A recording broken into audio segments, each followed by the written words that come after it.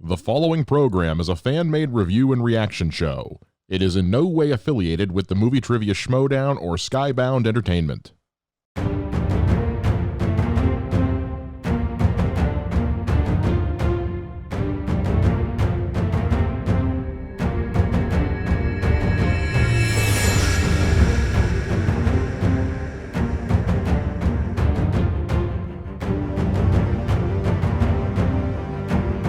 Welcome back, everybody. It is another packed week here in the Schmoedown universe, and your boys at the Ultimate Schmoedown Show are here to break it down. It's Colin, it's Bogz, it's the Thursday crew now. You know, we're doing this thing, and it's been a crazy day. We've had power outages here in South Carolina. We've had lost packages in the mail, and meanwhile, over in the UK, I hear Bogz went to a party this weekend. You know how jealous I am? You went to a party this weekend? Yeah. I think I'm going to cinemas next weekend. You know, it's thinking about holiday as well. So it's kind of getting normal. But I just want to say on the back of this jam-packed week, I mean, because, you know, I've told you before, I work pretty like 9 to 5 and I work from home at the minute, obviously due to the pandemic and stuff. So you work 9 to 5 and then straight after it feels like, oh, you're catching up on maybe SEN, other people's live streams, checking social media, then the match is on, and you go to bed, and it's like same again. So it's like a lifestyle now. So it's like, yeah, it's a bit tiring, I'm not gonna lie, but yeah, it's definitely like a lifestyle that it's like the Schmoedown, like you can't play this, like it's like it chooses you kind of thing. Like it's like, you know, it's like a way of life. Honestly, it is. It's like my full day is revolved around Schmoedown pretty much all week. So yeah, it's a bit crazy at the minute. I'm a bit lost. You know, there's just so much. I didn't even realize we were getting a second match yesterday. We're recording this Thursday at 2:00 Eastern. And I was just having dinner, and then I turned on YouTube and it said premiering now. And I was like, and I love YouTube. I love, you know, I'm literally on YouTube and Twitch literally all day long. I just consume all that content. The premiering stuff. There has to be an option that says start at the beginning. There has to be an option. So annoying. Yeah. It has to happen. You have to wait, like, especially involving the Schmoedown. If it's involving the Schmoedown, I get that it's like, look, it's not a live sport quite yet, right? Yeah. So like on ESPN, I'm getting live updates every quarter of a basketball game that I care about if I can't watch it, right? Yeah. You know, I'm going to get my updates. And I'm not going to be mad if I get spoiled on what happens on a basketball game because, you know, they're probably going to play tomorrow. Or there's just a sense of like, you don't care if things are spoiled unless I know my grandparents are little sticklers when it comes to golf. You know, if they record like 5 hours of a Sunday round of golf because they don't want to watch commercials and stuff, I kind of get that side of it where if you don't want to be spoiled, a little easier for the 70-plus-year-olds to not be spoiled on social media. I'll give them the benefit of the doubt. But here, I clicked on it and I heard Jim say one thing, and I was like, oh, I hate that. I hate that so much because you're just like, oh, man. But ended up going back and watching the match, and it was a great match, and that's what I love, too. Definitely. Schmoedown, most of the time that happens to me, I'm thoroughly entertained regardless. No matter what happens, like if I'm spoiled or if somebody says something, because that's happened a couple of times in our group chat. You know, you live across the pond. And John lives basically across the earthly pond from me, all the way on the West Coast. So, you know, we all see things at different times, and we're all unfortunately, we don't get the chance to experience it together, you know, live, unless we're doing the pay-per-view stuff. But it's hard to, you know, not be spoiled sometimes.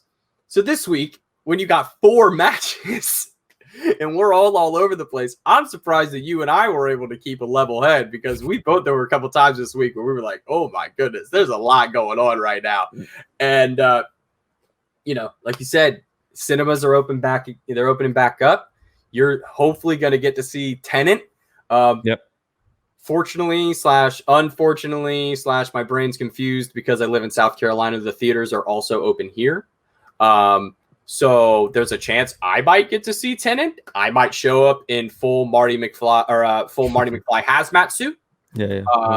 But you know, gotta do what you gotta do sometimes. But right now they're showing Jaws, Jurassic Park, E.T. Let's see, Jurassic World.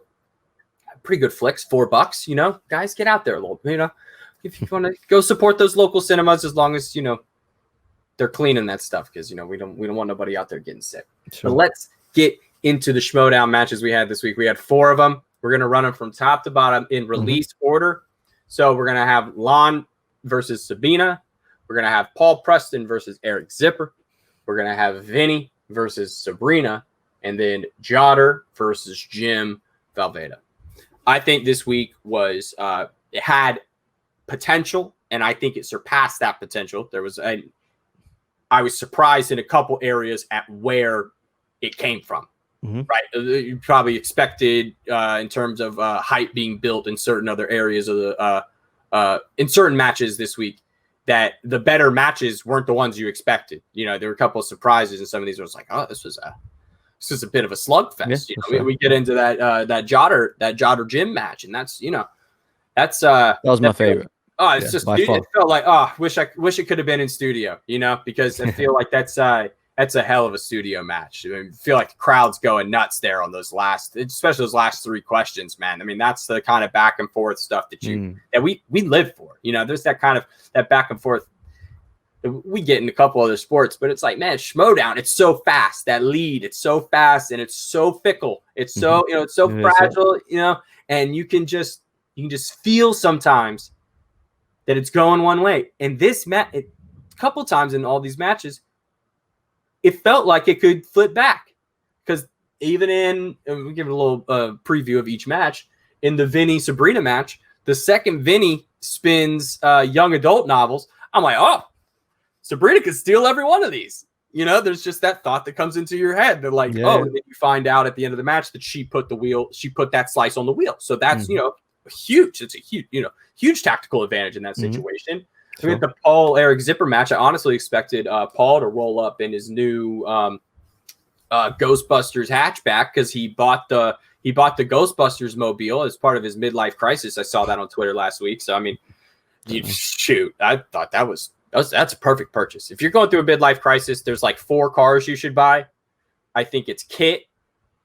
It's obviously the DeLorean. What we just mentioned, the Ghostbusters vehicle, and then I'm gonna give it to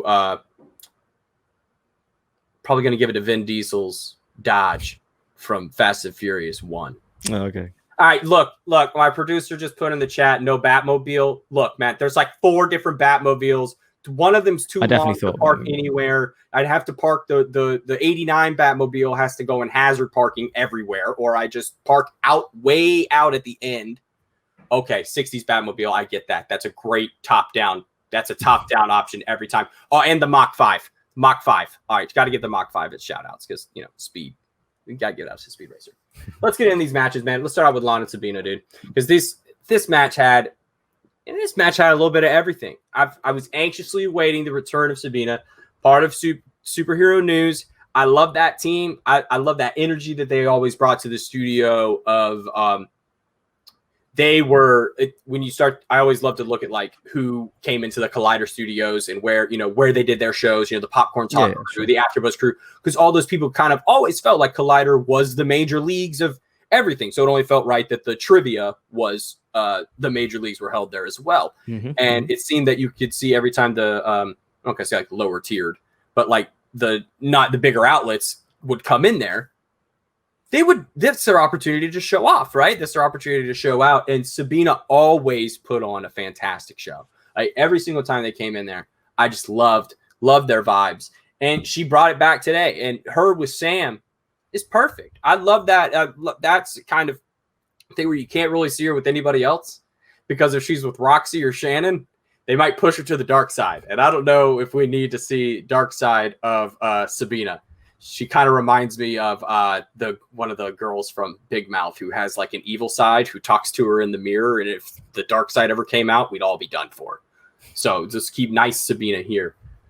But Lon Harris, that's where all the evil is. The delinquent. The search for Lon continues out in California. We have a live report from California, from Los Angeles, from our very own John Barr, who has some news when it comes to family members in the Harris family John, take it away. Salutations, Schmoedown. I am not Jonathan Barr. I am, in fact, famed archaeologist and film buff Dr. Donovan Don Harris, brother of Lonald and Jonathan Harris, whom you have met previously. I am not John Barr. That is a ridiculous statement, and I will smack you square across the face for making it. I am just here to talk about the Schmoedown and look for my brother so that I may bequeath a large amount of money on him. So if you see him, tell him that I want to give him money, and there's a lot of it, and it's not a trap. It's for sure not a trap. Why are you asking me if it's a trap? That's a second smack coming right your way, bucko. Oh, that's some... Was that an episode of Maury? Or what was... It's a little... Oh, man, Jerry. We got to get Lon and Don in the same place. We got to get them ready for Thanksgiving, dude. Yeah, good luck with that, John/Don. But yeah, just quick review on the match. Obviously, we are going to breeze through all these matches because there is like 4 to go, and we don't want to do a 5-hour show. So yeah, just my overall thoughts on it. Yeah, so to be honest with you, my overall thoughts were, well, for Lon's side, it was just pretty much a rollover from the weekend. It was like, yeah, he's doing the whole character thing. We know what he's going to bring.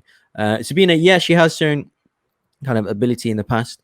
But yeah, just my overall thoughts with this is that obviously she got knocked out, right, in the second round. And just in comparison to like everyone's, or not, I shouldn't say everyone's, but the kind of online reaction, whether it's fans, whether it's fellow players, whether it's pundits, reaction of Bonnie's performance. Bonnie got 17 points and hit a 5-pointer, and she's got absolutely written off like a kind of embarrassment to the game. And like obviously Sabina's, she's getting knocked out and hardly getting, she's in single fingers. Like, so are you going to give her the same treatment? Like, no, like you shouldn't, in my opinion, you shouldn't kind of treat people like that in terms of like take them as a case by case scenario. Yes, obviously Bonnie, I can understand your frustration when watching her, but she's got 17 points. Like she would beat any of, a lot of other players. So like, why were you giving her such disrespect? And like Sabina, like no one will kind of actively kind of criticize her and comment against her. Like it's completely unfair. And like where's their kind of like balance? You're supposed to be kind of I don't know, I that's the way I see it anyway, where like no one is going to criticize Sabina the way she plays, but you completely write off Bonnie for who would comfortably beat Sabina there. So I don't know, I'll just kind of overall seeing that was my whole kind of thought process in that match. It was just kind of really it's hard, right? It took me out of it completely. Like why is she gonna get the like kind of stick like that, which she shouldn't. Obviously, of course, don't get me wrong, she's doing her best. She obviously kind of wasn't a 50-50 matchup. So, but yeah, I just thought it's completely kind of over. It was kind of a cloud over my head the whole match. So yeah. Talk about surpassing expectations with Bonnie. Bonnie takes big time. Bonnie took the expectations everyone set for her. Everything. Imagine this is almost a year-long build-up, folks. You watched SEN, SEN, Collider Live. Will Bonnie show up? Like, that's been the gag. Like, and guess what? She doesn't give a shit. She doesn't care. Bonnie doesn't care about what you do on the internet. Bonnie doesn't care about this after show. Bonnie does what Bonnie does. Yeah. And that is like a mindset that Bonnie gives 0 fucks. Like she gives 0. Yeah. Like none. And it pisses people off because it's a different level. I'm sorry. You're going to have, if that made you mad if there were issues with last week with Bonnie, if she aggravated you, if she didn't understand the rules, or if she was asking for stuff, Friday night or next Friday with Kevin Smith and Jericho, sorry folks, they've never played. And there's a very slim chance that Kevin Smith has watched anything involving the Schmoedown because Christian called him out on it and said that somebody was supposed to send him a clip of Rachel Silverstream absolutely running train on the Kevin Smith wheel slice, and he's like, "Oh, what? I haven't seen." So come on, like, so if that's what's aggravating you, if it's like that stuff isn't going like as smoothly as it could be from like if that's the players, I don't think that's, no reason to rag on the player for stuff like that. I just see it as levels. It's just exactly.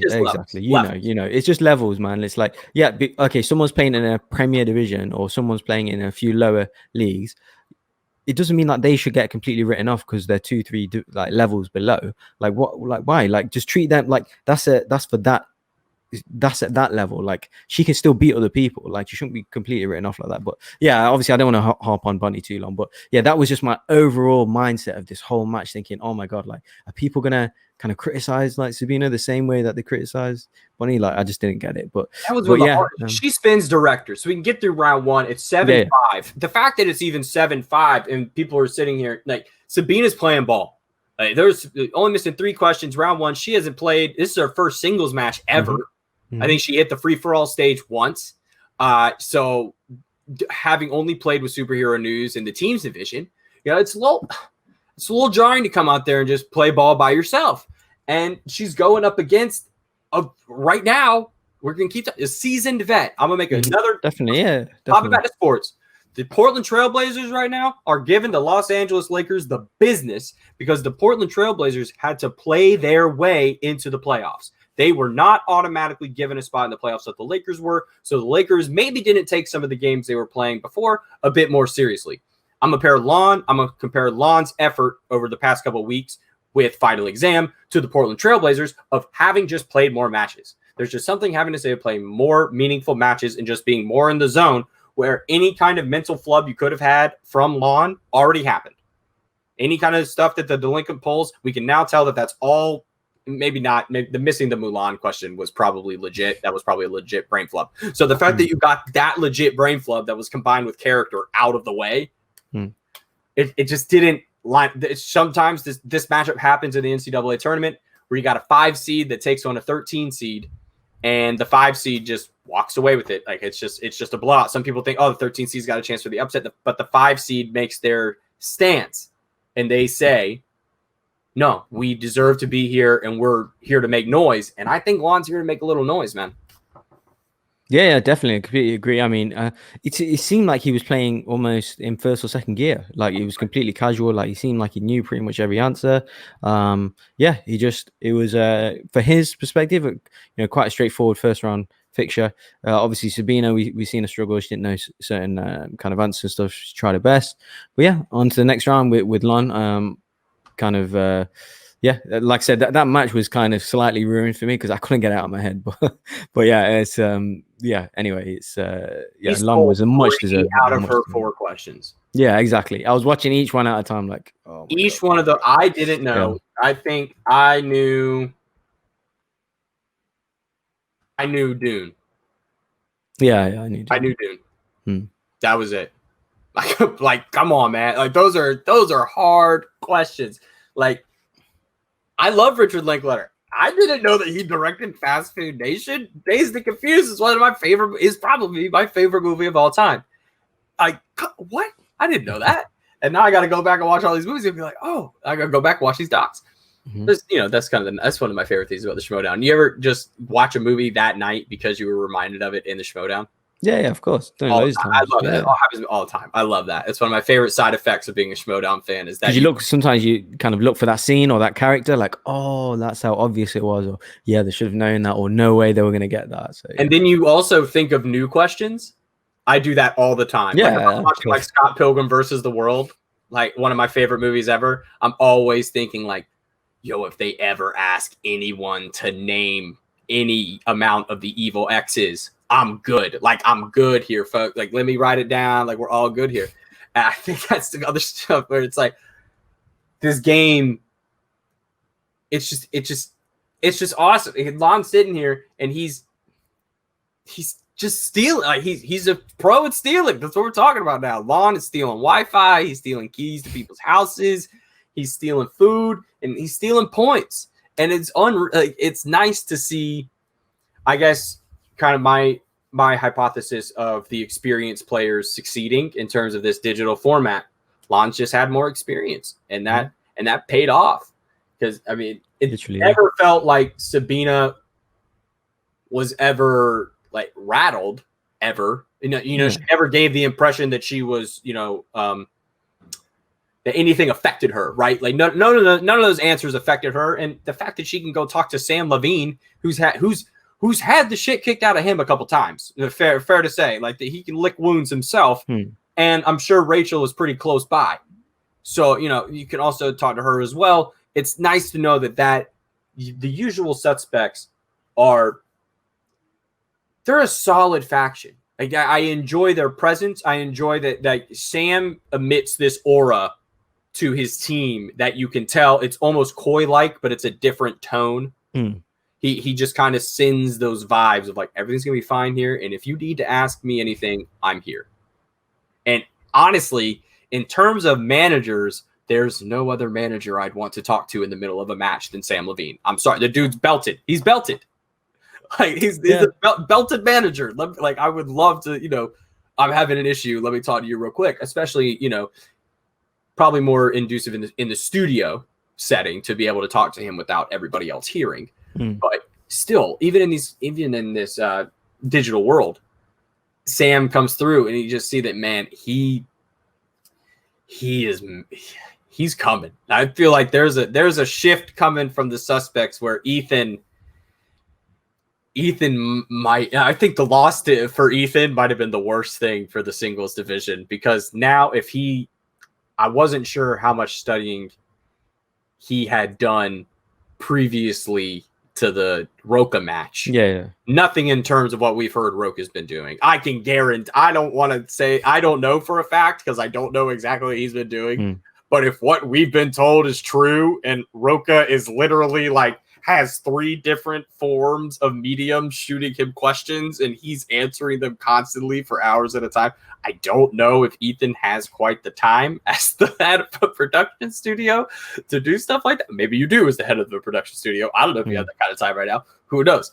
But it seemed like, the suspects kind of have a plan, because Sam, even in the post game, didn't seem too rattled. He didn't let Winston and him. I love the jabs between him and Winston. Winston came on and was like, I'm the biggest Sam Levine fan ever. You don't understand. All these shows are my favorite. And I'm like, that's exactly what I would be like. And then he's like, well, I don't even think we've met. But then you got to buy it for a second, too, because there is a chance that Winston and Sam haven't had too many interactions, because Winston did come in after Sam took that step back. And then Sam came back into the manager role. Of course, they probably hung out at the draft and whatnot. And but just to see those two banter like that, it was pretty great. So overall, Lon finishes. He finishes. Oh no, he gets 90s. He doesn't knock her out in her side, so he gets 90s, and then he finishes the match 18-6. I mean, just one of the most lopsided knockout in terms of points I think we've seen this season for sure. I don't think we're going to see something like that again. Some not too off of I just don't see a matchup, a blowout like this happening anywhere else in the tournament, unless it's like Paul just happens to click it into high gear and Marisol just doesn't see what hit her, because these champs can have champ-like days, right, where they just don't miss.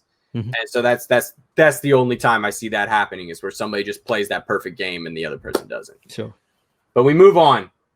But actually, before we move on, we have one more member of the crew that we need to talk about.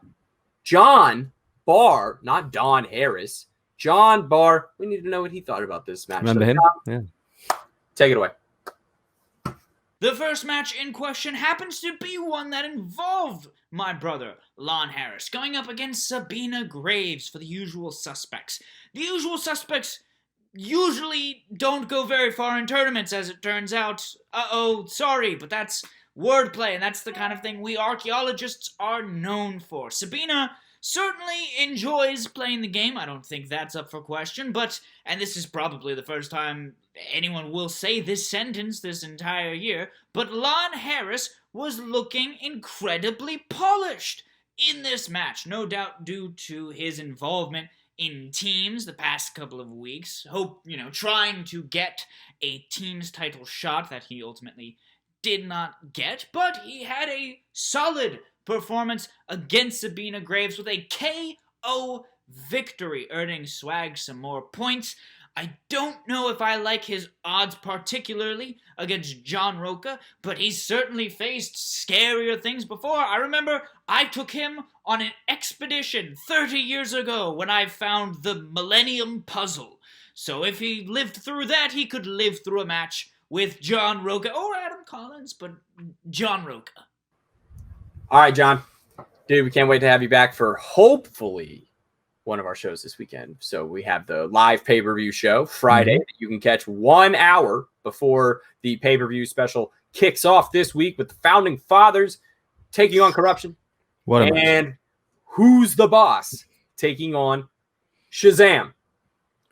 Again, sorry, every time I say Shazam, I look around for the bolt of lightning just in case this is my time.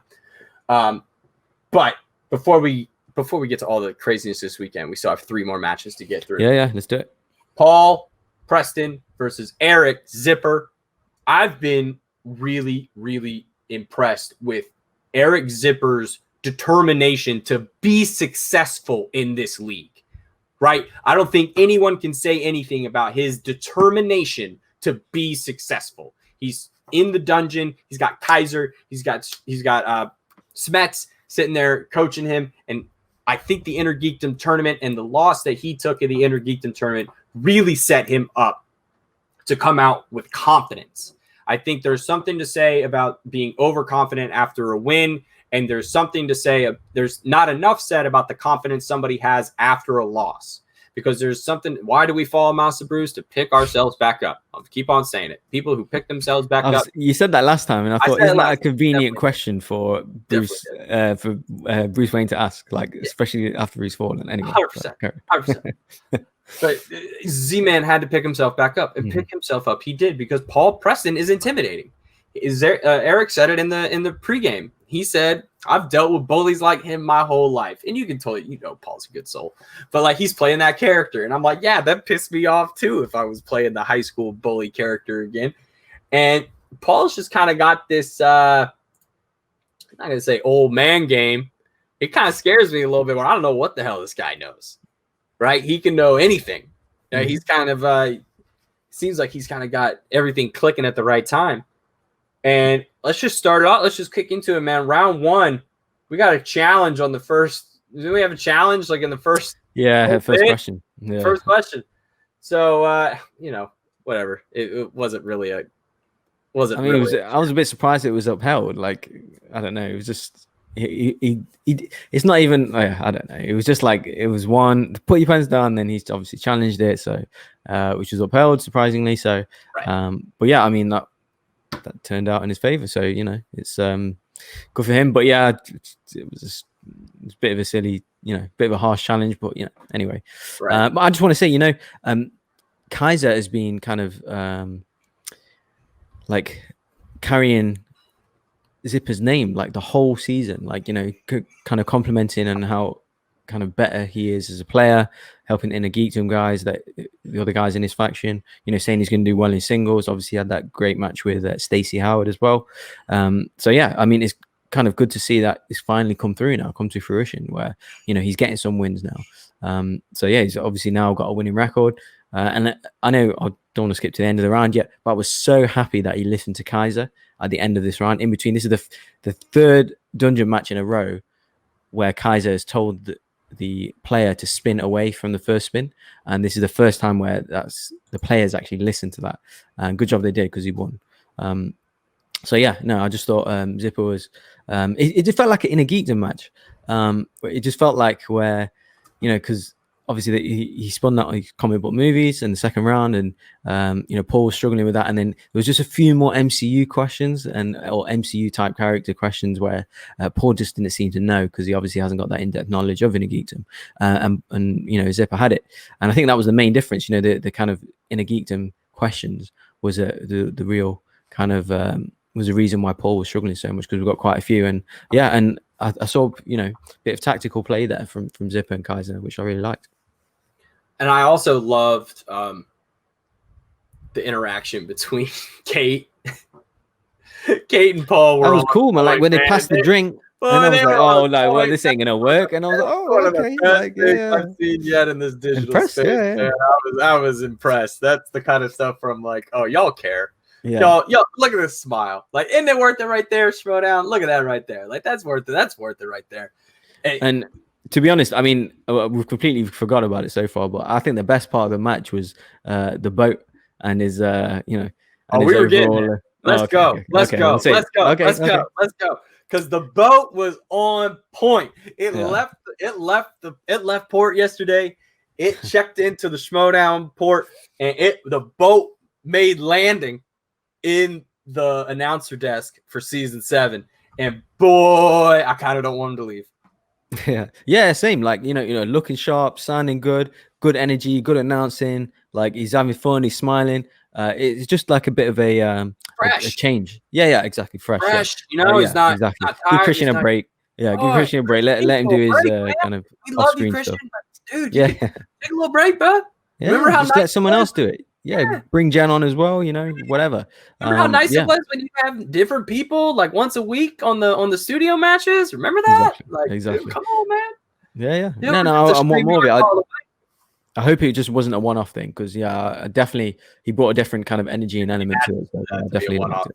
Definitely too many matches for that, to be a one-off thing. For it just feels too much for Christian because if he's doing this every week with 3-4 matches, that's God. Yeah, that's a lot. Exactly. Yeah. Especially so recording probably a few matches a day.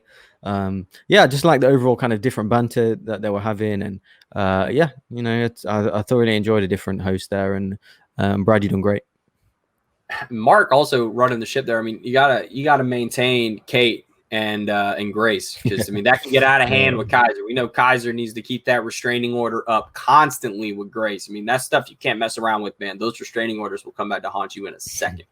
So but when we get into Eric's round 2. He's kind of felt it, right? I mean, he's getting we know. I'm not gonna, everybody knows. I'm not gonna say the whole. Everybody knows Chris Pratt's in those movies, but that's just kind of like, oh yeah, we were alive for those movies and we were around for those movies, so it's just kind of nice. And then what was the his last question? Zipper's last question of let's check. Let's see. Which 2014 film follows the character Regan Thompson as he tries to launch a Broadway adaptation? And I'm sitting there yelling. Yeah. Oh, do you know it straight away? Yeah. I knew it from the multiple choices, but I didn't know off the top of my head. Yeah. Because that's one of my because I will never. The name of the play is Edward Norton has a great little enunciation of it where he's like, look at why is this title so long? He's like, this is stupid. Eric Norton walks into that movie and he's like, I'm better than everybody here. Yeah. That's the whole time.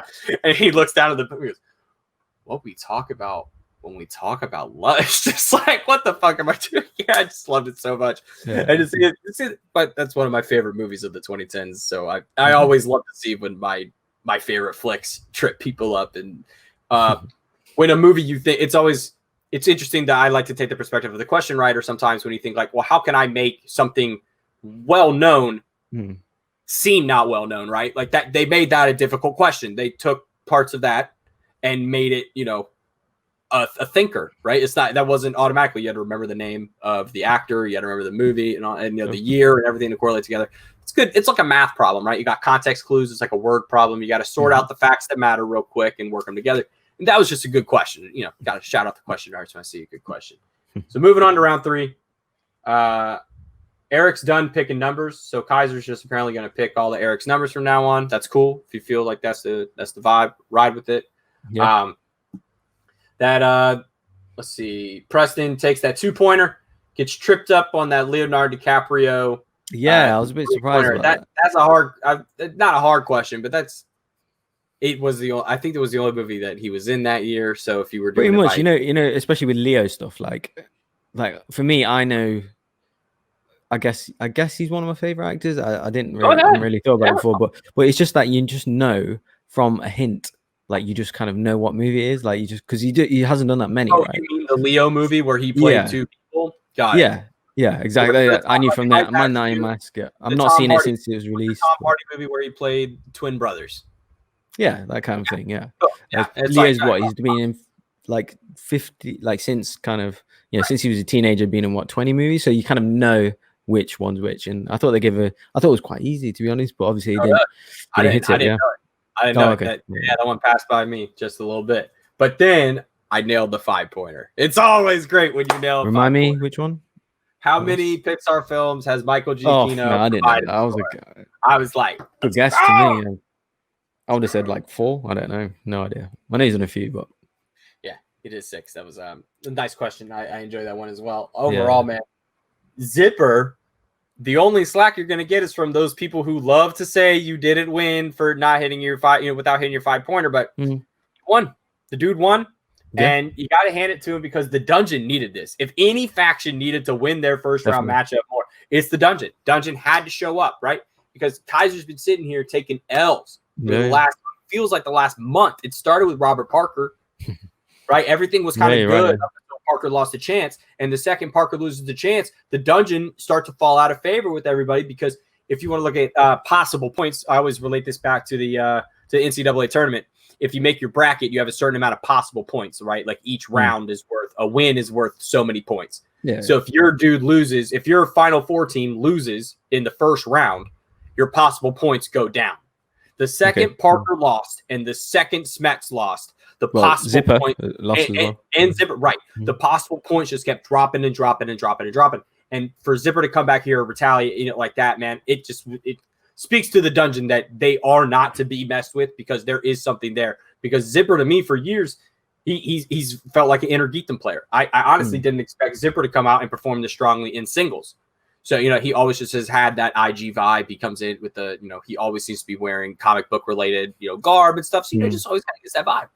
And Preston I was ready for Preston to come in and really put up a fight, but I'm just happy that Zipper got the win and, Dungeon were able to do it.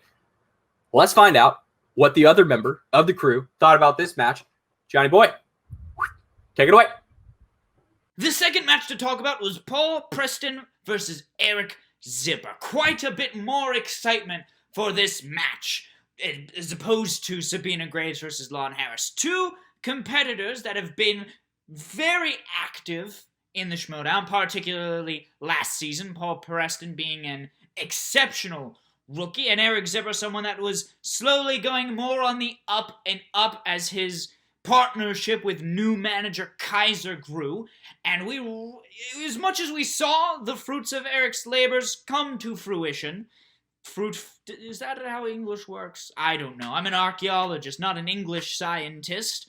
We really saw his efforts bear fruit in this match, in a victory that not a lot of people saw coming, I think. I certainly will say that I had Paul Preston winning upon my very bracket, and that did not come to pass. Eric Zipper took a win over Paul Preston. Now, a big part of that certainly was, I think, that first initial challenge when Eric called out Paul for writing a little bit longer than the actual time allotted. You can argue that maybe that threw off Paul Preston's groove just enough where he wound up missing. But Preston was absolutely playing a solid match, writing with an archaeologist's favorite tool, a quill dry erase marker. You love to see that. Solid first round, but even though they both weren't able to get that first question, Zipper came out of round one with a 1-point lead going into round two, where Paul spun comic book movies after he spun away from Festival Darlings.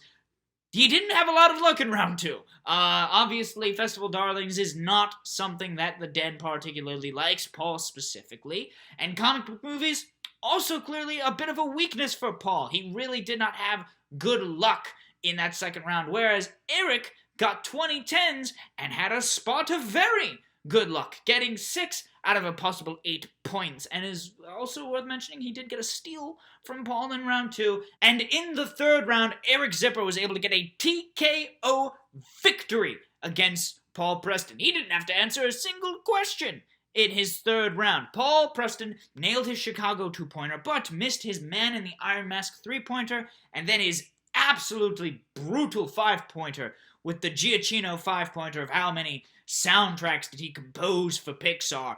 I don't know a lot about Pixar. All I know about Pixar is that I am actually the basis for the flight for the pilot man in Up. Remember that man with the dogs? I didn't have nearly the same explorer's drive or reputation as that man, but I do own 37 dogs. So that's part of it. I signed my life rights away to Pixar. That's what they used them for.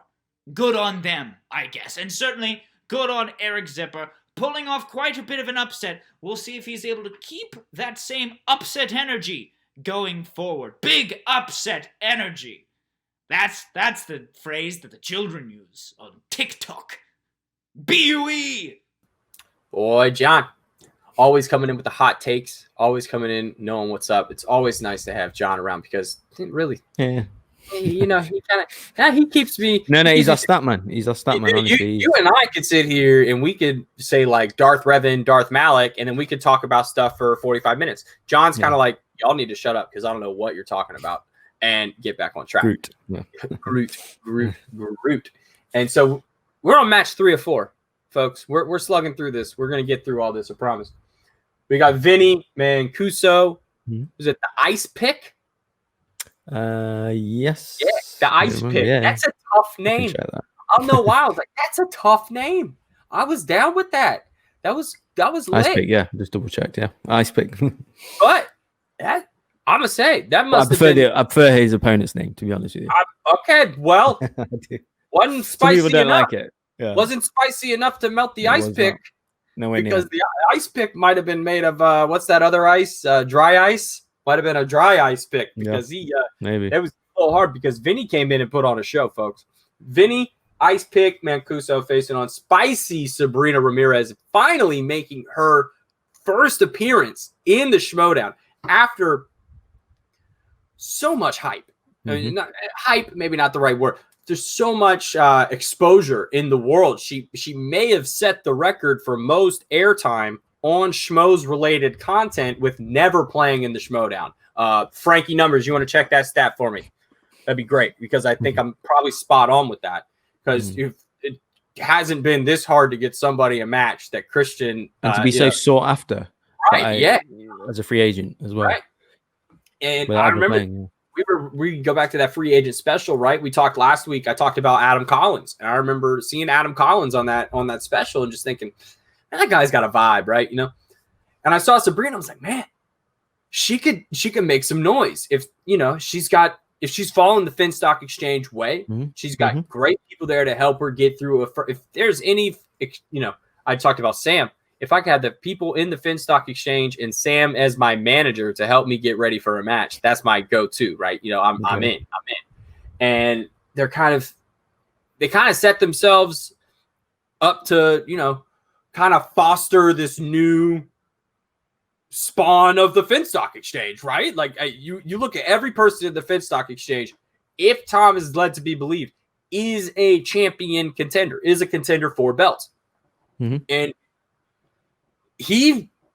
everyone else seemed to be on that train as well. Vinny Mancuso, on the other hand, that boy had some other ideas because I saw the second 7-point first round from this guy in a row. We talk about that all the time on this show. One of our biggest points of emphasis is that you make your name in the first round. If you can come out in the first round, score 7 to 8. If you average 6.75 points in the first round, I'm talking a little over 6.5 and a little under 7. I'm talking right in the middle between there. You're golden. You're golden. And Vinny's averaging 7. In 2 matches, he's got 7. He's searching for 8. So he's hungry for 8. And that's something to think about because he's aware of it. You listen to the dude, he's talking about it in post game. He's talking about I was this close to my first perfect round, and he wants it.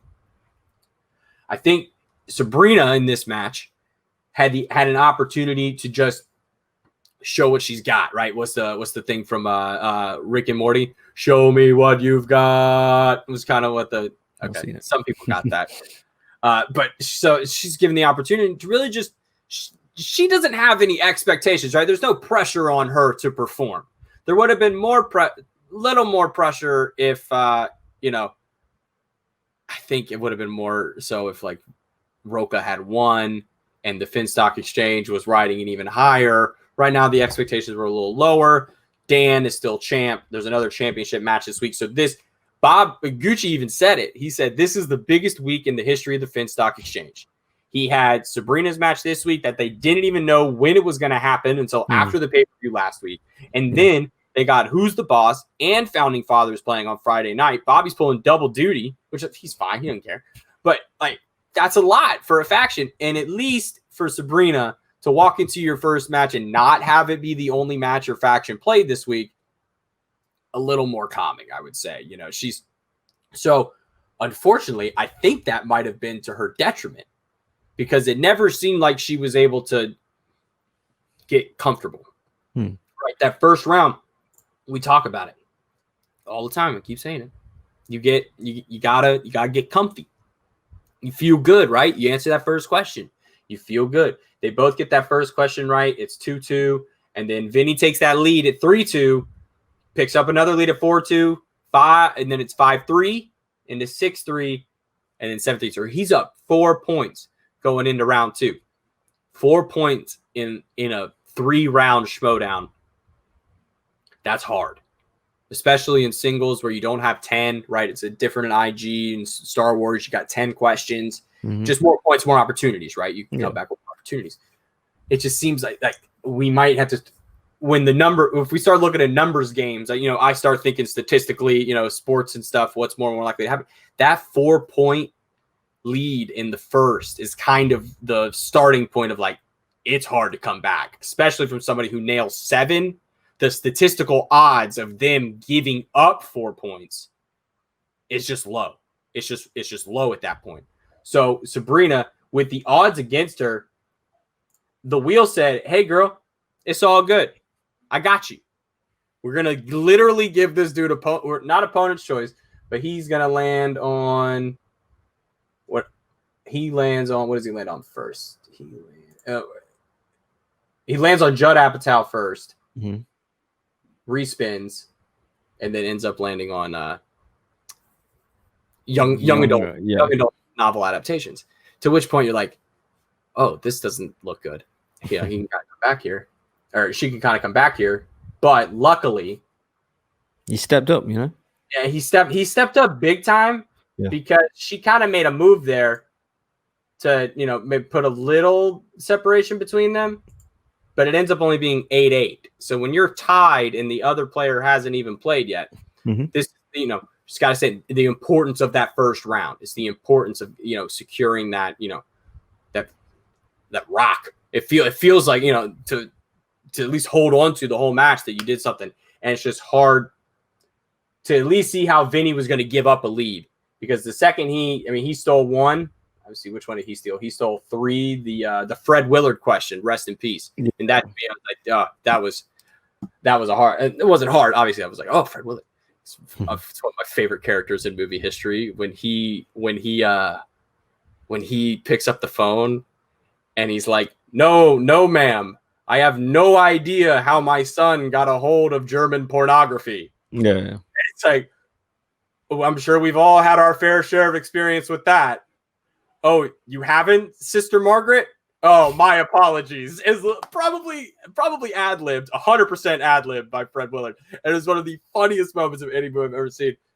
And Anchorman's probably my favorite comedy of all time. So that was a little hard for me to watch. Any Anchorman question gets missed. It hurts Ron Burgundy's soul. Deep. It's a deep, deep burn down in my upper dorsimus to my all the way up in here. It's just deep. It's deep. But what got deeper was the lead. Because Vinny came through and really played a professional round 2. Because if he wasn't tied, Sabrina had a chance. Like if Sabrina had just a couple more, not gone to multiple choice a couple times in her round. Because this is what you want. If you write down how does Sabrina win this game, Vinny's got to spin young adult novels and not be able to spin away from it. Yeah. And he stuck with it, and honestly got asked. I've seen all these movies a million times. I'm the YA generation, and Harry Potter generation. We grew up on the YA novels. But the second it took it back to the outsiders, I was like, stay golden, pony boy. Let's go. Like, I always forget that they could go that deep with the YA novels. And I forget, like, oh, right. I guess we can count the outsiders as a YA novel adaptation. So it's good to see that category getting some stretch because it's one of the newer categories, right? I think it came in last season, and it's always nice to see. So. But again, one thing to look forward for is how often these categories get picked. That's a bare category right now. You know, it hasn't been picked too much. If it keeps coming up, that's one that could see some opponents take advantage of that feel real confident in that, because we've seen before, the deeper and deeper that they get into some of these categories, the harder they are. And we've seen that in IG too, that the more and more they ask Star Wars questions, those Star Wars regular IG questions end up looking like 3 and 5 pointers in a Star Wars tournament match. It's just because there's not as much stuff to answer. But we get into this third round, and it is, let's see, 12-8, or is it 13-8? 13-8 going into round 3. So it's 5-pointer. 5 points is that's it. You cut it to 5, we're back, right? That's a great energy for Sabrina to have going into this, is that you nail your 2 and 3, right? You can talk yourself into it. You nail your 2 and 3, you got a chance. They nail their 2 and 3, they miss their 5, you nail your 5, you're back in this game. You're immediately back in this game. So there's a scenario. It's you play yourself into these scenarios, and Christian said it at the end of round 2. Great look for Sabrina to not back down, to not count herself out in that second round, because she very easily could have been backed into a corner and got knocked out. It was the writing was on the wall for that to be going much like the Lon and Sabina match, but Sabrina fought out of it and took it to a third round. And that, I think, is the biggest takeaway that she has to realize, that that's huge. Absolutely huge to come out in your first match, fight like that, Bogz. So if you're giving advice to Sabrina going into round 3, where are you going? Just kind of what Gucci said, really. Just kind of take your time, use your JTs. Just enjoy it, really. I mean, try and hit your 5-pointer best as you can. But to be honest, I was kind of more impressed with Vinny. So, I was really looking forward to seeing her play. I asked Rocha about her specifically, because I didn't know, because like I said, with all the hype and everything, I wanted to see kind of where she's at. I was just kind of hoping that she didn't get knocked out, to be honest with you, because Vinny looked like a little bit level above, even like how he's addressed he wants to get a perfect round, as opposed to someone who's just playing and seeing. Yeah, exactly. As opposed to someone who, like Sabrina, who's just playing to see how many points that she could get and possibly not get knocked out. I mean, there was a bit of a different level here. I kind of wish I picked that up beforehand, which I didn't, to be honest. So yeah, obviously congrats to him. But yeah, just the overall, as well, I heard it a few times where a few players and other kind of pundits, really kind of bigged her up. And I remember, like, even Ben Bateman called her a beast of a player already. So yeah, I think maybe we fell into maybe the Finstock Exchange hype a little bit about Sabrina. Obviously, they're going to back the players and that kind of thing, but maybe kind of I didn't, because I actually backed her to win this match. That could be to the detriment of her. They have to think about that. Maybe. They have to think about that. They're like, you have to think about her. It's not her time yet. It's not her time. Right, exactly. Yeah. So you can't. The way that they were legitimately talking about her was that she was on the level of, I'm not going to say like the Barbarian, because he lost the only match we've seen him in. No, he won one match. No, he won one match. He won 2, won 2 matches. Won 2 matches. And he, but it feels like Barbarian has received less hype in this singles tournament than she was getting. Yeah. And I've got Barbarian as a possible upset over Bibiani. So that just kind of feels like eggs might have been. Yeah, it was all a little bit off. It was all a little bit off, but in hindsight anyway. But or is Bobby a genius, and Barbarian's going to win the tournament, and he's going to say, "What are you going to do?" It could be that kind of thing where, like, Bob, it could be so, because we heard the same stuff that you just said about talking to Rocha. Rocha was saying the same stuff about Craig the Barbarian. Everyone keeps saying the same thing. The Barbarian is helping us study. Everyone keeps saying the same thing. Most of those people haven't won. I'm just saying. Most of those people haven't won. But that brain is there. So if he's got that brain, maybe it's just not sending the right messages out and it's not being received or right. I don't know. You can't. I've always said you can't teach somebody to be you. You can only, you can only be you. So like if Craig is studying with these people like they're studying with him, maybe there might be a way to get a little more personal with the study session. Because it seems like Rocha loves the rapid fire stuff. We've got to let somebody maybe discover their own training style and then kind of form that around, because it is hard. It's a lot of expectations for her to just fall in and be like, because she easily could have been like, you guys teach me the way. Show me the way you guys do it. And maybe that way just didn't work for her. Right. So there was just some stuff that maybe they just didn't hit. And honestly, she makes this comeback in the third round is incredible. Nails the 2-pointer, nails the 3. I'm yelling at the screen. If you don't get New York City is the setting for I Am Legend, surely. What are you going to say? I'm seriously. What are you going to say? Something? Yeah, I don't know. No. Yeah. There's nothing else it can be. There's nothing else. There's literally nothing. It's like San Francisco, maybe, because it's kind of it's not even on an island. San Francisco's not even an island. But it's got 2 bridges, and it's all. There's nothing else you can say. There's nothing else. Absolutely. I was like a 3-pointer. I was looking at it like, oh man, and she nails it. Onto a 5-pointer though. Did you know that, or did you know any kind of the other movies that he's done? Wait, the producer. Skip ahead to the. I forgot his name off the top of my head. Oh, that's Jason Blum. Yeah. You mean the time that I like shot myself in the foot because I couldn't pull Whiplash? One of my favorite movies of all time. Yeah. And I know Blum produced it because I listened to podcasts of him around that time. And he was on the producers roundtable on the Hollywood Reporter page talking about Whiplash. And I listened to all the interviews and I'm sitting there like, you moron. I knew that answer. So I do.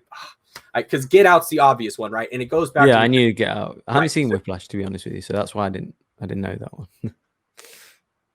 Yeah, I knew Get Out. I didn't. I was second Whiplash question this week. I know. Yeah. Well, we had one in the next match as well. Not quite my tempo. I was a music major in college. Yeah. And there's a heart in that movie, and there's a character in that movie that is extremely relatable to anyone who's pursued a career in the arts, which involves that kind of mentorship. Somebody who you are an adult in that situation, 18-year-old adult, and he's a freshman music student at one of the most prestigious New York music academies. And just the relationship between J.K. Simmons and Miles Teller in that movie it's so unique, but it's relatable. If you ask any person who's been involved with music, and the late, great Kobe Bryant even said that movie displays the Mamba mentality, his determination as a drummer to get to what he needs to do. The guy bleeds out of his palm while while he's playing the drums, and he's showing that dedication. His blood's literally bleeding, showing that Mamba mentality.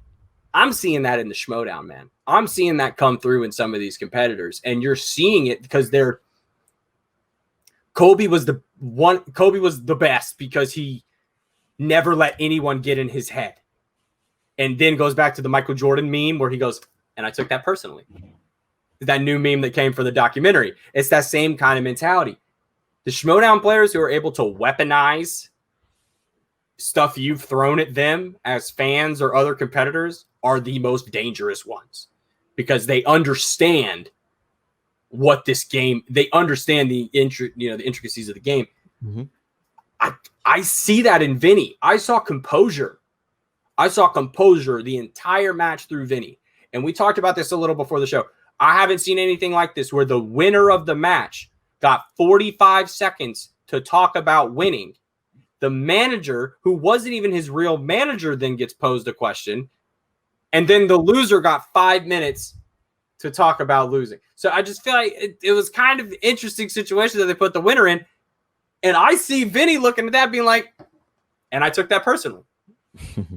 And he might come, I know he's got to play Ethan Irwin next, but play your game. Answer the questions that are in front of you, man. Like that's all, all you can do is answer the questions. And he's answered a lot of the questions that have been put before. Yeah, it's going to be a tough match there. He's kind of focused on first round, getting a kind of as much points as you can, not playing scared. that kind of thing. So yeah, obviously I thought Adam done really good as well as his manager, kind of gave him the right general advice and guidance and stuff. I like his character. Yeah, I thought that worked. I like both their characters, to be honest, Vinny as well. So yeah, definitely shown from the start, to say, he even said in his promo that, I'm going to get the questions right and she's going to get the questions wrong. Kind of, that indicates to me, you're studying, you're confident. So yeah, I kind of wrote him off and I thought Sabrina was going to win that match, but he proved a lot of people wrong there. He proved that he's a player. Okay, last point on this match before we kick it to John. This says a lot about the Dungeon as a faction as opposed to the Finstock Exchange. Yeah. Not a lot of dudes on, like, Smets isn't hosting shows. Robert Parker isn't hosting shows. Zipper isn't hosting shows. Vinny's not out here hosting shows unless he is, and I don't know, y'all could be doing their own things. But the Finstock Exchange, he's writing for Collider. Right? He's a writer for Collider, right? He's not on-air talent type. I think I've seen Adam do a few. I think Adam and what's his name, Paul, do a podcast, don't they? Right. The Finstock Exchange is a little different. They are the media, not the media. They are the mainstream Schmoedown, right? If you want to talk about mainstream media, mainstream media, they are the mainstream. Mm-hmm. So Ben doing Rundown, Rocha having the Outlaw Nation and everything, like that's a lot that they all have going on, which then if your name is mentioned for their, like Sabrina's name is probably mentioned on every single one of those shows this week because they're part of her faction and they just have a lot of clout and they just have a lot of airtime. And that's something that, Vinny can't fight, right? So that's a big difference I see between Kaiser and Bob is that Bobby's got so much going on. He's building the Gucci verse. Shout out to the 5-pointer guys over there. That show's awesome. Pulling off the whole PTI thing. Like, that's a whole other thing that Bobby's got going on. But, like, Kaiser's not producing the Dungeon Network. Kaiser's like, I got these guys strapped up and we're watching movies, and studying for 6 hours a night. So it's kind of a whole different persona. And it's just it's awesome that the Schmoedown, gives people an opportunity because obviously that could be exactly what Sabrina was looking for. Yeah. Sabrina could have wanted the people who she knows have been there and have done it. Vinny's like, I want to go to the Dungeon because I see this is what suits me.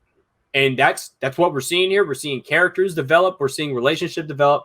And I see a future star in Vinny. I like what he's got, and I like the way he plays. I was really impressed with how the way he navigated that young adult novel adaptations category. That really kind of which they put on the wheel. And he's right. Like, I think even Finstock said, exactly. Give him credit. Give him credit, man. He done well. To be able to avoid getting steals on a category that the opponent put on the board. Mm-hmm. Just truly incredible. That's great. You got to hold your head up on that one. Yeah, play great. So overall, match ends. It's 15-13, right? 15-13 to end, and on to the next match, guys. No, sorry, I've done it again. You got to throw it. John, throw it down. Serious apologies. I'm about to throw it down to my man in LA town, maybe Koreatown. Where's he at these days in LA, serving up all the best drinks coming your way? John Barr. The third match to talk about is Vinny, the Ice Pick Mancuso, versus Sabrina Ramirez. This was a match I was personally looking forward to. Obviously, Sabrina, a new face, and had signed on with the Finstock Exchange, a faction that we thought was going to run the table with every other faction. Everybody thought, the Finstock Exchange has this entire season in a bag. Much like I have bags of sand. Sometimes I use them to, steal artifacts away from cleverly contracted button mechanics so I don't get crushed by boulders. But sometimes you also just like having a bag of sand. I like to toss it in the face of bill collectors when they come for me. No, I shan't be paying off student loans. This match... also, a bit of a surprise to me. I had Sabrina Ramirez winning this match, and my bracket is now one less match prediction correct for it. There goes that English again. No good for me. Mancuso picked up an early lead in round 1, 7-3. A sizable lead. Sabrina had a solid performance being a rookie. This is her first time in the Schmoedown proper, but wasn't quite able to match up with Mancuso in that first round. But she did manage to get roughly the same score, a little bit closer in round 2. She got 5 out of a possible 8 points when she spun Judd Apatow. Vinny got 5 out of 8 possible points in the young adult novel adaptations category, but he also managed to get a steal from Sabrina in the Judd Apatow round, with Fred Willard being the channel manager of Anchorman, which set Mancuso up for a very nice round 3, where all he had to do was answer a quite simple bloodshot 2-pointer, whereas Sabrina had to get that 5-pointer, another difficult 5-pointer, and wasn't quite able to pull it. I think Sabrina had a solid first outing of the Schmoedown. This was certainly the best match Vinny has been a part of. He was looking very confident and maneuvered away his way. Oh no, this is actually a problem now. Vinny did a great job in this match. I was excited to see him play at that caliber, and I'm very interested to see how he manages to perform against Ethan Big Time Irwin when his next match is on the docket. You know, I met the real life Indiana Jones. That's a real man. You know that scene in the first movie where that one co-ed wrote that salacious message to him on her eyelids? I did that to him, and he did not take me up on it. John, man, doing the work out there. We appreciate you, still working when you're not with us. We like that you think about us enough that you send us your clips, even when we're apart. It makes us feel like we're together. Bogz, we've made it. It's the final match of this episode before we part ways for a mere 24 hours. We got Jotter Paramo facing off against truly a veteran of this league. Been here for a minute. No, it is Jader because Jader, because Christian said Vader and he was like, close enough, it works. So Jader facing off against Jim. Didn't know where this was going to go because I didn't know too much about Jader. I remember listening to I now remember hearing that he was the golden ticket winner, and that's kind of where his rise began. And he's got that one other win under his belt. And interesting to come out here. What a test for a fan of the game. He said he's a fan of the game. He knows Jim. I mean, this is one of the oldest, not oldest, but he's one of the longest tenured players in the Schmoedown. And he's come out here multiple times proving his knowledge and said many a times that this is what none of the greats want to see on the desk. Because they know the knowledge that's there. Yeah, he knows what he knows. He pulled out at one time. He's like, I saw this at a test screening in '94. Let me try to remember this. And he pulls out the uncle question. I was like, that's the kind of stuff you got to worry about, man. I wasn't even probably alive. I was alive. I mean, I was born in '94, but I wasn't thinking and watching movies. So that's something I had to do on my own. That's the dangerous knowledge that comes in here. And honestly, I think I gave the nod to Jim in my bracket. So shout out to Jader for coming in and crushing my hopes. You know what I done? I want to say I didn't care because I did care, but I just thought, whoever wins. Right. Like, yeah. I had no, you're right. Yeah. You didn't have a horse in the race. You didn't have a faction. Like, it's the rock stars, and Roxy's kind of said it too. The rock stars have had a very hard time getting comfortable this season. It's been really hard for the rock stars to shine. They haven't been given many opportunities to shine. It's been really hard for them to get the best two players haven't really played as well. Exactly. And the biggest star that they have plays next week. So we're going to see what happens next week because, if Jericho comes out here, I got a real bad feeling about Jericho could really be good at this. Really, really, really be good at this. And Kevin Smith even alluded to it in the SEN talk. He was like, y'all better watch out. This guy, he knows his stuff, and it could just be the way their brain, the way his brain works. But it's kind of the same way I feel about Jim. Jim just knows stuff, right? It's about who knows more. But today was just a good Schmoedown game, right? This was not about who knew more. I think that's one of what made this match a great match. This wasn't just somebody's knowledge far surpassing somebody else's. This was a great match. It was all the way through. we go. Great questions in the first round. We end up. Jim ends up missing the "Not My Tempo" line from Whiplash, as we mentioned, film we mentioned before. So Jader getting that early 3-2 lead, and then claps right back, and it's 3-3. And we continue on, and it's a great first round, 7-7, tied at the end of the first. Come on.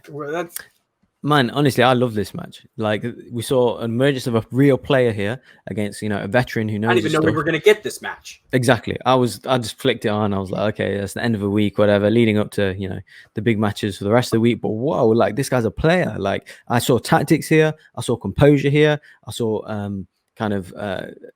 want to say tension, but like a friendly rivalry here. Like, I loved it. Like, this was my favorite match out of all the ones we've just reviewed now. Super impressed with Jader Peroma. I mean, what he knows, because I see him as one of us. He's just like a fan. That's kind of won the golden ticket, as we say. And he's just kind of representing us. He knows the rules, knows the game, and knows what he's good at.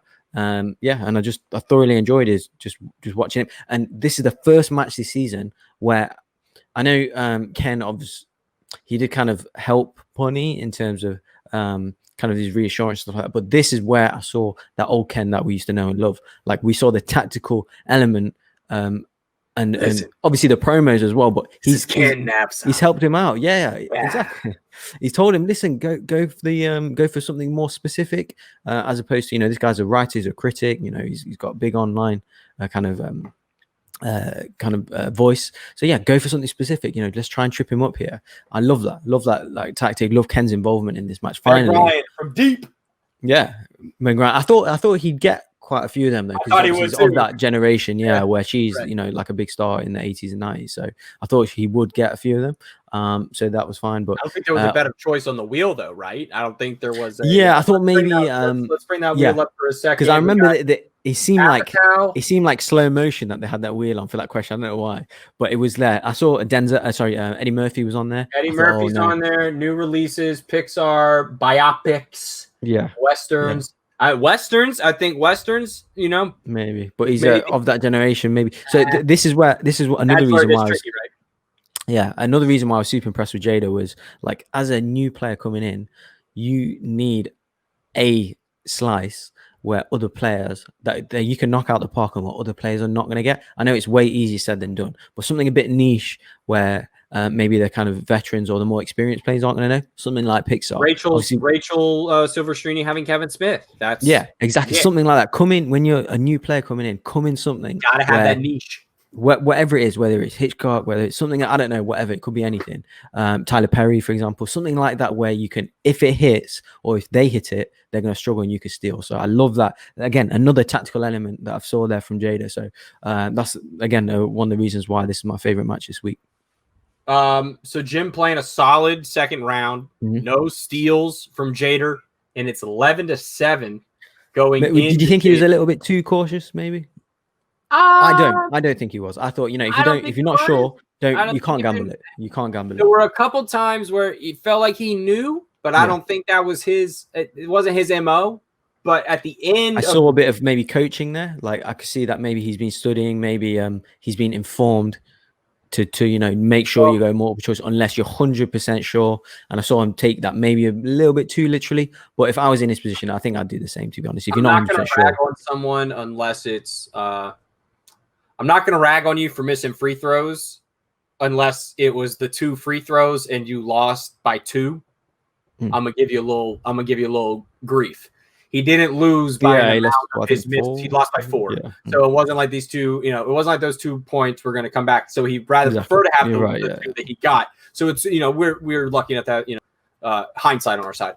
But to look at it from that perspective, I think he played it right. It's a way to justify that you played it correctly. It wasn't to your detriment, and he played it out. Now to get into Jader gets Pixar. Question 1, easy. I'm not going to say easy, but Toy Story 2. Sorry, I'm just going to, that's easy. That's probably the easiest question. Yeah, it was. The voice of Remy's father, that's a hard question. That's just hard. But I guess it was Brian Dennehy. Yeah. Answer. And Jim getting that 1 point steal was huge. And then kind of, he clapped back on one of those. It kind of was only like he went to multiple choice. True, one time, right? So kind of earns that point back. It's 12-9. And then pulling the Sea Otter for Idris Elba and Dominic West. Great pull. That's hard. That's hard. Honestly, I've only seen Finding Dory once, and I loved it. So I probably that's probably going to be what I go back and rewatch, because I forget how many people end up playing voices in that movie, along with Sigourney Weaver, because Sigourney Weaver plays Sigourney Weaver in that movie. And question number 4: what character in The Incredibles tells Mr. Incredible, "My God, you've gotten fat"? It's the best. Yeah. Well, this is the other side of it, where maybe a little in it. Obviously, they've addressed it a few times. A little bit inexperienced here. He's obviously rushed out the answer, and got it wrong. And Mirage, that's a man. That's a deep cut to even just pull Mirage. That's why I have faith in this guy. I'm like, you pulled Syndrome's assistant's name that she says one time in the film. Come on, your brain might have worked the wrong way, but it worked the right way for a little while. That was lit. That's a hell of a wrong answer. And even Jim's like, oh, okay, so it's 12-11, and there's no way Jim's gonna know that. He pulls the first name that he remembers. Yeah, I think I said the same thing. Frozone. Yeah. Because I didn't know anyone else. Right, exactly. And so we go into round 3. Jim's up 1. I don't think, if you're looking at this game before, a 1-point game seems right on par, unless they're both tied. I think it's the only other thing. And if Jim doesn't get that steal, they are tied. So it's kind of. It was a very even second round. Both played it pretty professionally. I feel like both of them kind of played their way around it, and even the wrong answers, like we said before, aren't going to come back to dictate the end result. There's chances there for you to make up for your mistakes later on. But missing Power Rangers. Look, I feel like Jader and I are of the same age. I'm 26. 90s kids unite. We know what they did to us in 2017. We know where they hurt us. We know where point on the picture where they hurt you, and it's all over that movie. It's just insert that IMDb list. But I'll give him benefit of the doubt. That was kind of like very random roles from Elizabeth Banks and Bryan Cranston. I didn't Rita know. Repulsa. I'm not Zordon. seeing the new one. Yeah, I didn't know Bryan Cranston was in it. So it was Zordon. It was pretty lit. Oh, actually. okay. Yeah, it was pretty lit. It was pretty lit. And they kind of did this weird thing at the beginning where he was actually the Red Ranger and Rita was the Green Ranger, and they were Power Rangers together. And then something happened and they split, and then he gets sent down to Earth and she gets trapped in the trash can, and thus begins the Power Ranger story. But it was pretty cool to see Bryan Cranston in the red Power Ranger suit. That part I was like, all right, this is it. All right. I was kind of here for that. So moving on, misses that question. Luckily, no steals. The third question, Mindy Kaling, Anne Hathaway, and Helena Bonham Carter have roles in what 2010s film? What was the answer? Ocean's 8. Ocean's 8, correct.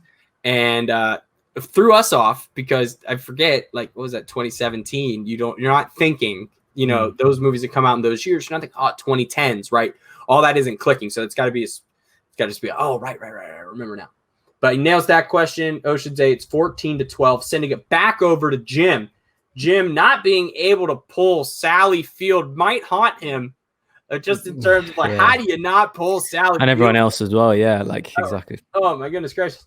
But then, just like Jader is able to pull out that 3-pointer on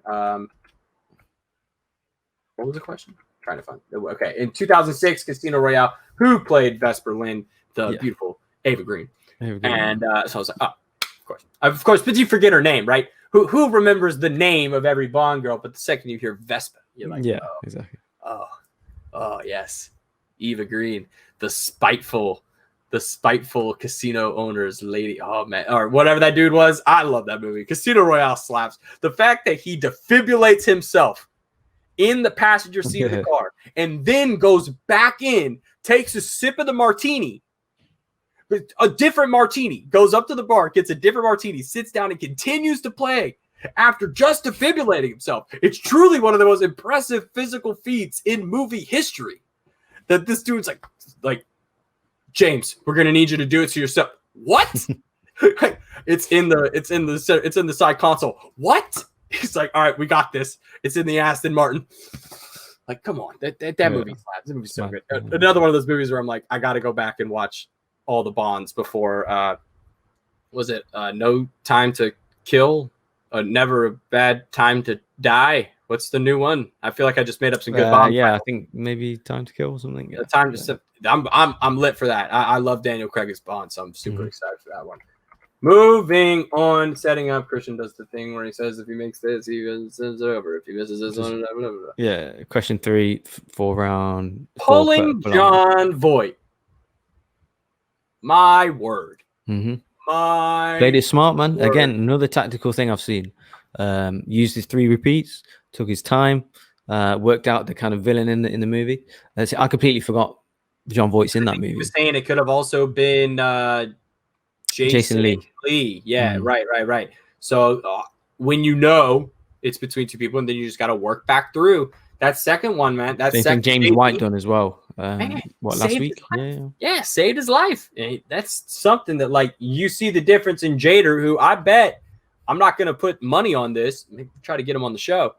I'd love to ask him, how much Schmoedown do you watch? That's another thing I'd love to ask. He must be hardcore. Dude must be on it, man, because he knows the rules, he knows the game, he knows the flow, he knows when to take his time. And you can definitely tell sometimes when some of these other people who do other stuff, like, like critics and who are writers and other stuff, like when they come in, they got to be reminded, like, oh, there's rules and regulations here, and people take this seriously, and I got to kind of take it as seriously as them, or else I'm going to get my ass kicked. And you uses repeats at the right time as well. It wasn't never at 1. It was always like a 2, always after 3. 2. Yeah, always after 2. He took his time. I love the way he never played. Put himself in that position, because we saw that earlier in the week where Chris had to say, get it in a little earlier, right? Get that in just a little earlier for me. And so you're sitting there thinking, all right. But Jader ultimately nailing John Voight, sending it back over. Talk about hard 5-pointer. Iacovetta for 5-pointer. I mean, that's one of the hardest I've heard all season. I don't know if I've ever. I think this goes back to a conversation that was being had on Twitter a couple weeks ago between Ben Bateman and I think Frankie Numbers. Them saying, love to see the percentage of Schmoedown 5-pointers that are plot related to non-plot related. Right? Like we saw the 5-pointer in the last one was Blum, right? So Blum, which name 2 of the 3 movies that he's produced that have gotten. Yeah. That's a totally different side of your brain having to work in 15 seconds than that, right? For me, yeah, I think the difference is you can work that out.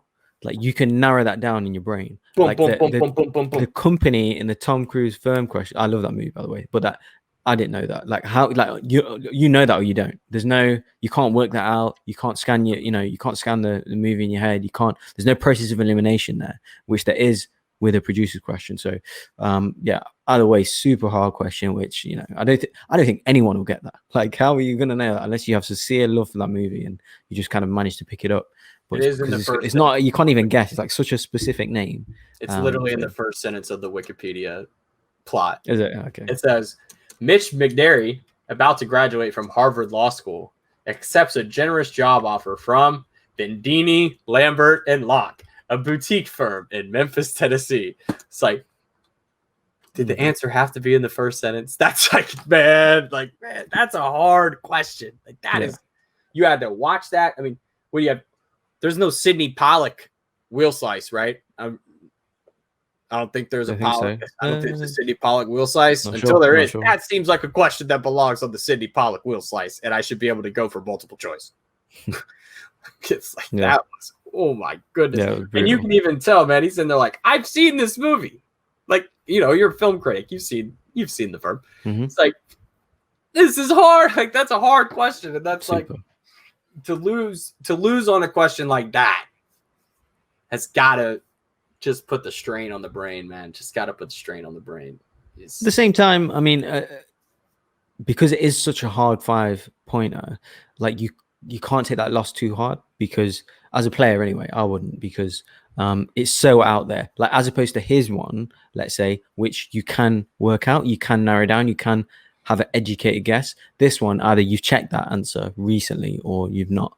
So I don't think that's a kind of an indicator of how good of a player he is. I think that's just kind of, you just don't know that. He said that he's a great player, and he's honestly might be one of the most sought after teams partners going forward. If he doesn't get held on by the suspects, which I think would be dumb because I think he's a great asset to them. Yeah. Am I right? No, Rockstars. He's in the Rockstars. Yeah. Excuse me, Rockstars. They're loaded. I think he's easy to pair him up with somebody over there. And man, I just want to see more of Jim because I know he's a winner, right? He's got winner mentality. He's got winner talent as well. He's got the talent to go far, and he's got the knowledge. And we always talk about what do you know, right? What do you know? When do you know it? And unfortunately, we just got a little too deep. Some of those questions were really deep that he got asked, and he did the best with it. And to only lose by 4, but shout out to Jader, the Hurricane Paramo. First match that didn't end in a TKO. We're at a Cat 2 Hurricane right now, right? You haven't gone full-blown Cat 5. I haven't seen Cat 5 Hurricane yet out of you, Jader. But if this is just a Cat 1 or a Cat 2, I'm looking forward to what else this guy can do, right? Because he's got potential, but got to see what happens going forward because he's going up against the winner of Tim and Tom. That's just for me, nothing to fear there. Nothing to fear. Yeah, really? Obviously two highly ranked players, right? But you're not playing against a former champion. You're not playing against whatever, like a highly kind of touted anyone to win that tournament there. So neither have gone deep in the game. Neither are kind of massively experienced. So I didn't see why you couldn't beat them. So you got to favour that fixture if I was Jader anyway. So nothing to fear there, in my opinion. It might not be the favourite, don't get me wrong, but right, of course. Yeah. Well, don't see why you can't win that. Looking forward to what we're going to review tomorrow. We have Brendan Meyer versus Alonzo Duralde, excuse me. And Brendan's just continuing to impress. So I'm looking forward to that later today. Looking forward to talking with you about that tomorrow. Let's break down the week that we got ahead of us because we got that match today. Tomorrow we got the pay-per-view.